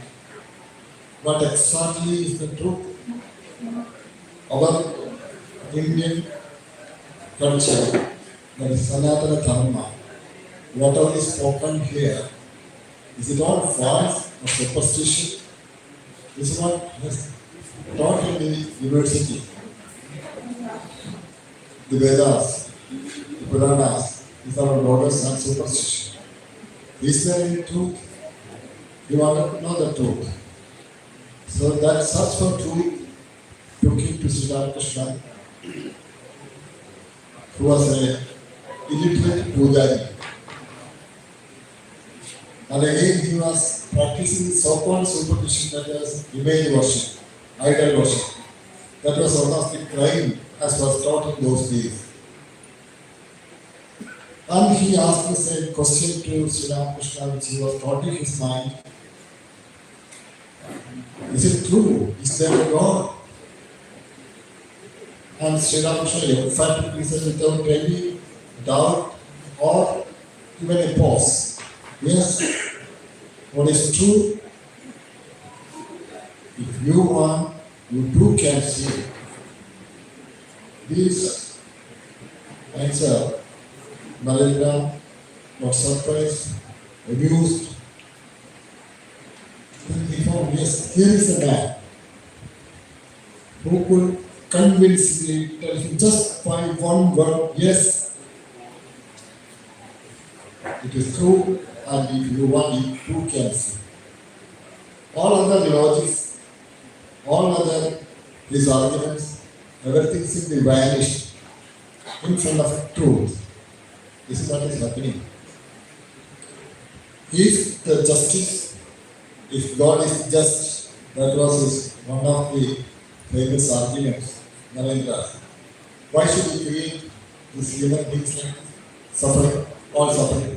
Why there is so much of disparities, high and low? If God is just, why could there not equality? So God should not be just. Then what is the God? So for all these questions, there was answer with Sri Ramakrishna, who had not studied law or any other shastras or religion. It is sheer experience. The truth should be verified by experience, and it is gained through experiments in life. This is exactly what Narendra did. He was experimenting his life.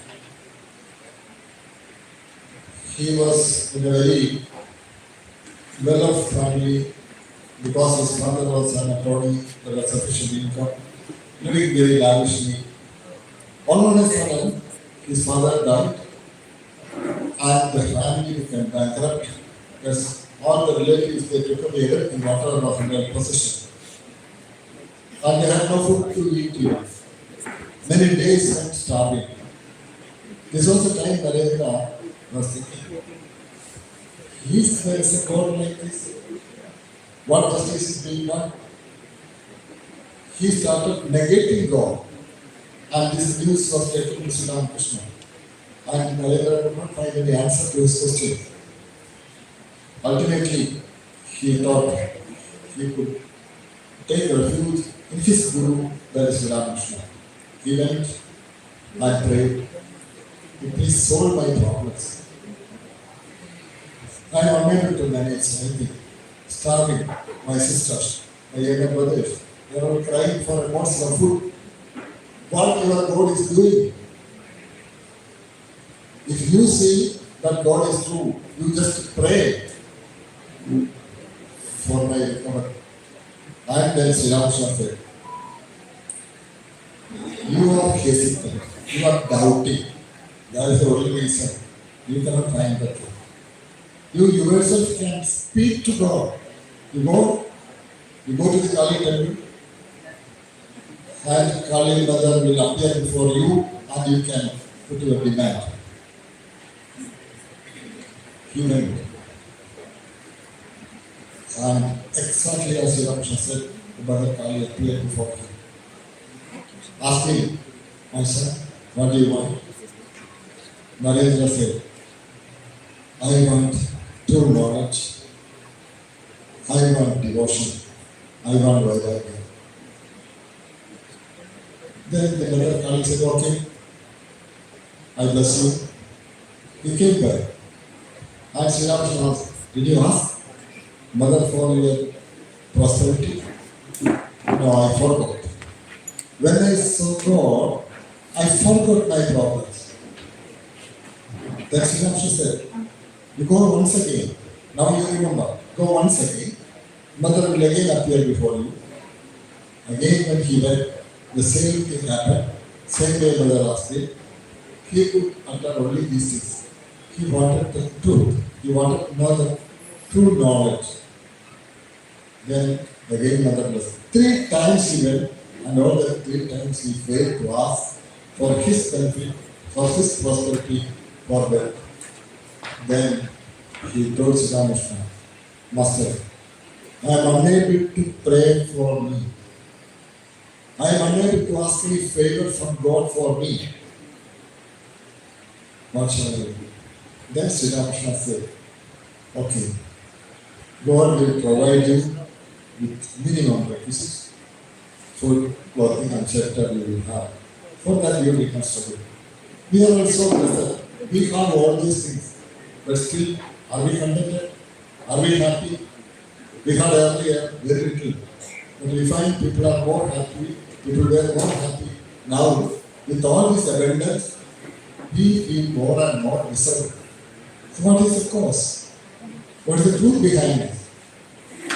And to find this out, Swami Vivekananda set out on journey after the demise of Sri Ramakrishna. He gave up his studies. He went to nurse his guru, to take care of his guru for more than 1 year, 85 to 86. He was suffering from cancer and Narendra was at his bed. During that time, he was practicing law examination and he left it and went to serve his guru. After his demise, all those people felt there is something higher in life which we have to achieve, which we have to attain. And they were in pursuit of this truth and went out in search of this inner peace. Narendra came to Kochi. That time he landed here in the Jetty. Probably you have seen the statue there. That is supposed to be the place. There he met our Chattali Swami. They had discussion on Chin Mudra. And from here he proceeded to Trivandrum and then Kanyakumari and sat on the rock for the solution of our country's problem in meditation. And he had a vision. On the base of that vision, he went abroad, especially to America, and preached the truth, what is depicted in our Shastra, that is Sanatana Dharma, the Upanishad, the Veda, and all. Everyone was taken aback. What a wonderful truth it is. It is oneness. Oneness of the whole world.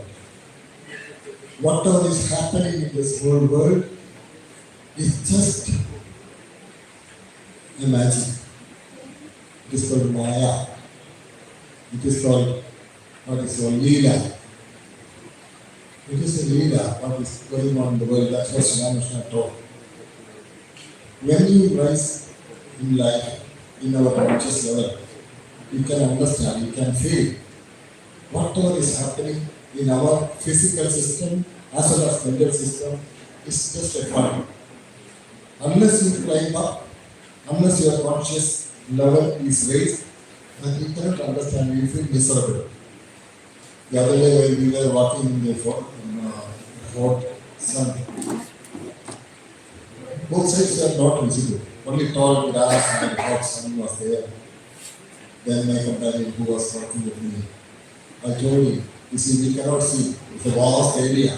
Why we are not able to see? Because we are walking down.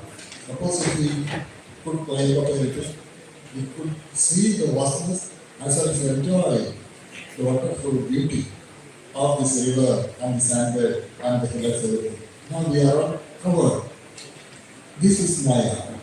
Our small individuality, this understanding, this only prevent us from seeing the truth, experiencing the truth. Now, Swami Vivekananda, when he returned to India, after seeing the best and their prosperous, wonderful life, 4 years he stayed there. Some followers asked him, Swami, you were in the most prosperous countries in the world, America, Europe, and the places. How do you feel about India, our poor country? And he said, yes, before I left India, this was a holy country to me. I loved India. Now, after traveling all over the world, when I come back, I find Each dust of this country is holier to me. Each dust of this country. Because every dust of this country speaks of the infinite truth. Somebody was recollecting our Vedic truth. Ekam Sat Viprabodha. That's the ancient Vedic Sutra. The same experience. And this experiencing the truth within, when you experience, you are the infinite, the unbound, the free soul, the whole world is so vast and wonderful and free and happy. So long you are tied down to your individuality, I am so and so, I am a lawyer or I am a justice, I am so and so. You are binding yourself and become narrow and narrow and become so miserable just to keep this identity. This small identity, when it is broken, when the limitations are broken, we are lying in the vast world. It is so wonderful. For that, our so-called, what they call understanding, it should be vast. We have to expand. Expansion is life, contraction is death. This is what Swami said. Expansion is life, contraction is death. We have to expand to the whole world. And Swami said in those days, that was in 1897. I see, Swami, we don't have freedom. We are all slaves under the British rule. And we are under the superstition. Swami said, freedom, now itself I can bring freedom to you. There are men to preserve this freedom. Do you have strength? Do you have power? Do you have control over yourself? Nothing. You are still slavish. So grow strong by education, by your own understanding, by your own power, then freedom will come to you. You see, within 50 years, you will become free in a very unexpected way. Exactly within 50 years, that was in 1897, he predicted this, and 1947, India became free in one way. He said that's only one step. And again he said, I see the Mother India is awakened once again and seated on the throne, rejuvenated, more glorious than ever. This was Swami's vision, and he said this in 1897. Now you can see where is the position of India. So this vision, Swami Vivekananda, he always was experimenting the truth, and he experienced the truth and the spirit. We are not this small lump of flesh and blood, infinite spirit, and our true nature is infinite freedom. This we can achieve, and we must achieve. Then only we will be happy, the whole world will be happy. And it is our duty to live happily. Why should we be miserable? At least be happy. How you will be happy? Be free. That's the only thing. Free from conditioning. You have to uncondition yourself. Not simply envelop in this small belief system design. No. You have to overcome. This is what Swami teaches. And to young lawyers, I congratulate all of their presentation. It was very nice between the media, freedom, as well as how it influences. If you were there during the time of Rama, you could tell Sri Rama when he was trapped in these rumors in those days. In those days, he was there. Media, that was rumors. Sita is polluted. Sita has lost her virginity. All those things they are telling. She told Rama. So Rama had to decide upon. He had to take a decision on the basis of this media. Now it is for you to discuss whether he was really influenced by the so-called media. Was his judgment unprejudiced? For you can find the Puranas and read. That's one thing. And the second thing, we have a duty to the nation.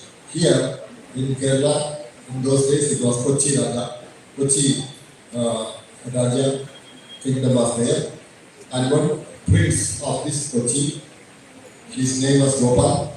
He was there in Thrissur.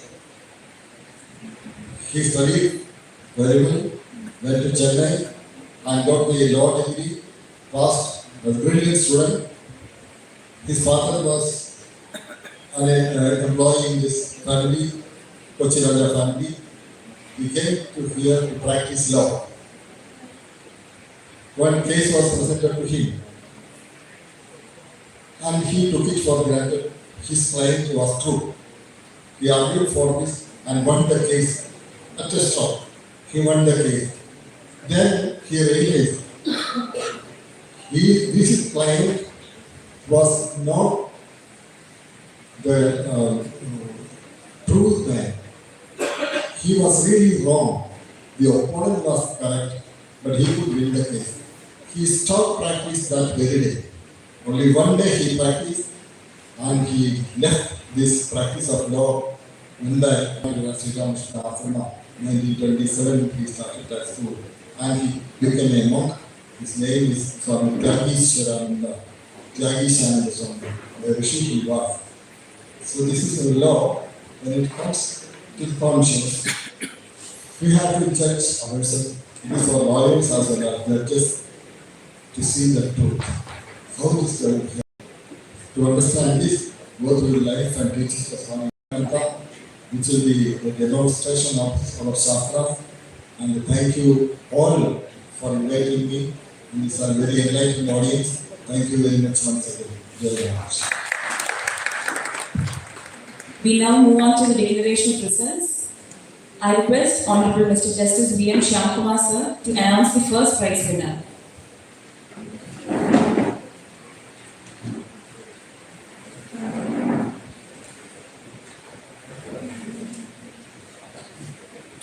The first prize goes to Team Gel.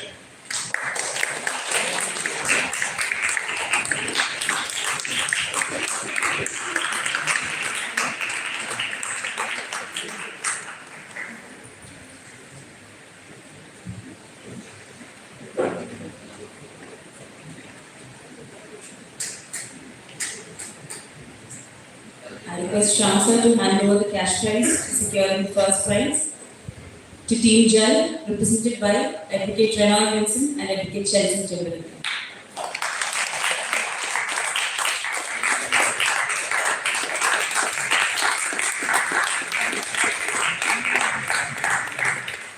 Thank you, sir.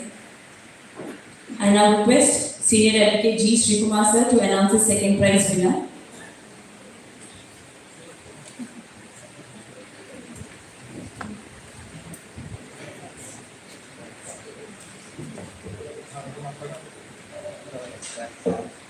All the teams have performed very well, but we can only choose two teams. Now the runner-up team is Prithvi.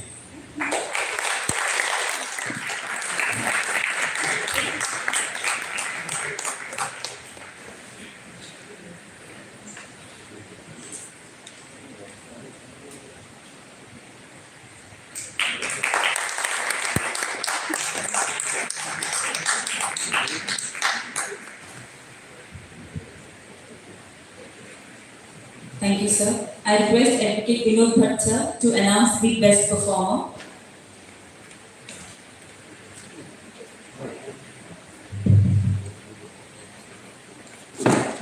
The name is before me.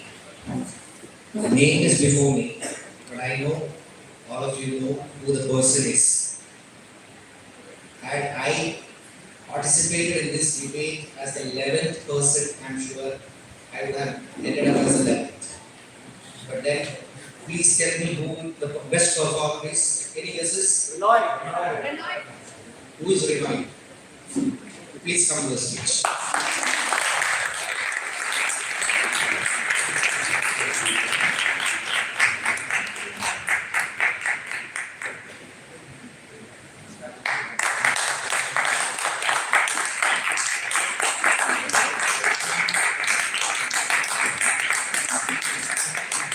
Thank you, sir. We are now going to announce the lucky draw winners. I request the judges to pick up 3 lots and announce the winners of the lucky draw competition.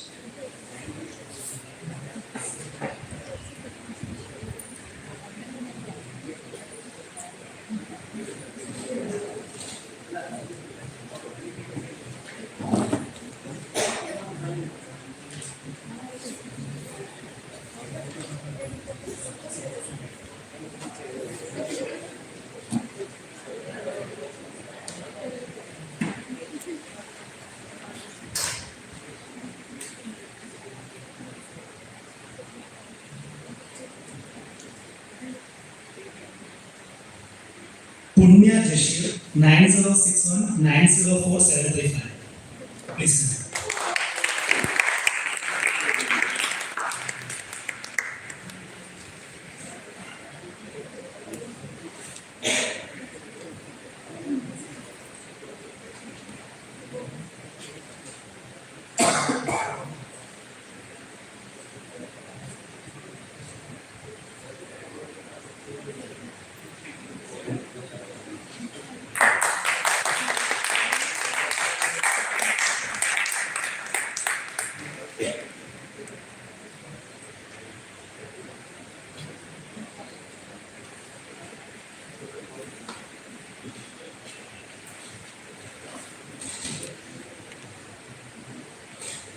Advocate Thomas Abraham 9846 951314.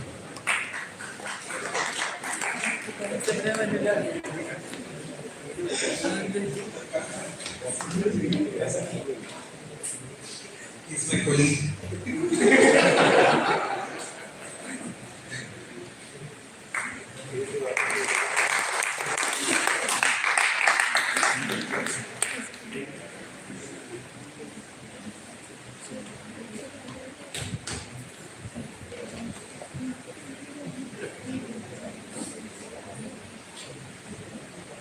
Advocate Akhil Krishnan 6282 655 600.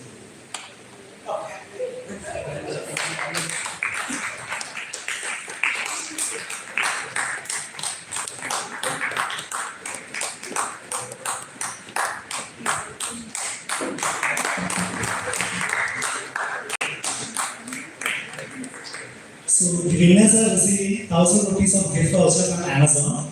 The details will be shared to your number shortly.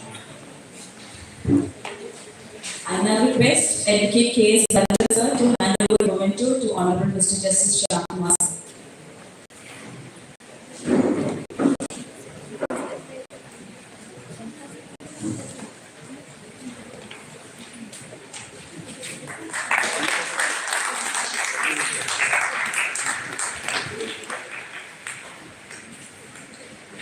I request Advocate Aditya Shenoy to hand over the memento to Pujaniya Swamiji Bhuvanathananda.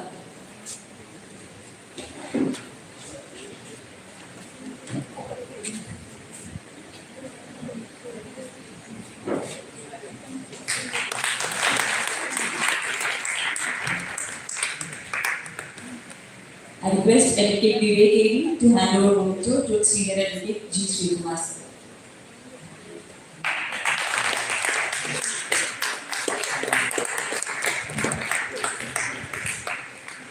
I request Advocate Amal Parthasarathi to hand over the memento to Advocate Vinod Parasi.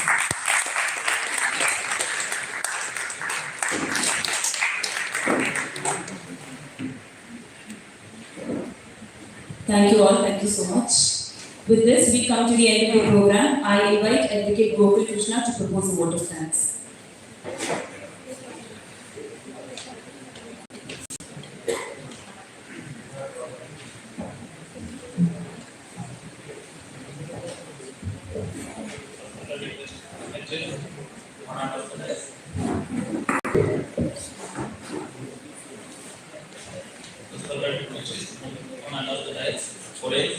Employees, participants, and esteemed audience. On behalf of Bharatheeya Abhibhashaka Parishad, Kerala Academics, it is my proud privilege to propose the vote of thanks on this auspicious occasion of Swami Vivekananda Jayanti employees from Kerala 2026. We are deeply honored by the gracious presence of our Restorer Honor, Engineer Swami Murananda. His blessings and inspiring presence have added immense spiritual and moral value to this community. We express our heartfelt gratitude to the Honorable Mr. Justice Shankumar V, Senior Advocate Sri G. Srikumar, and Advocate Sri Mulangar for kindly consenting to be part of the judging panel and for sharing their valuable time, wisdom, and experience which greatly enrich the debate competition. Our sincere appreciation goes to all the participants of the Breaking News, Breaking Justice debate competition, whose insightful arguments, preparation, and enthusiasm truly reflected the spirit of Swami Vivekananda and promise of the young legal fraternity. We also thank all the members of the bar, invitees, and audience for their active presence and encouragement, which made this event lively and meaningful. Special thanks to those who contributed to the success of the program, including the organizing committee, volunteers, technical team, and all supporters who worked tirelessly behind the scenes. Finally, we gratefully acknowledge the Bar Council of Kerala for providing the venue and extending their cooperation. Once again, thank you one and all for making this event a grand success. Thank you. Jai Hind. Kindly rise for the national anthem.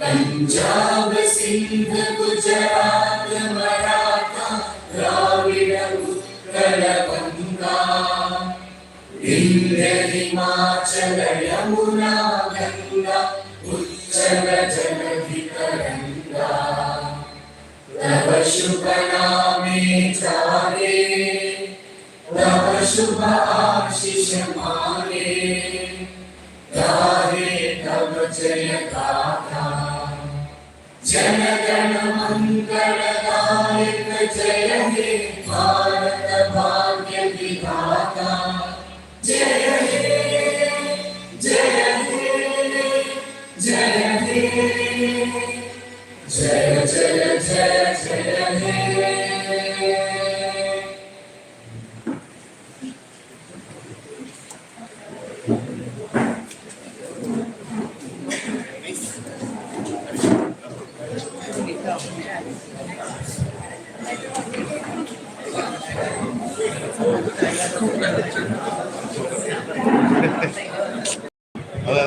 Kindly note that high tea has been arranged.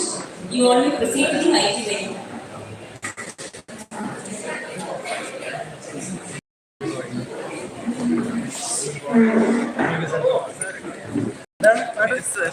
Moderator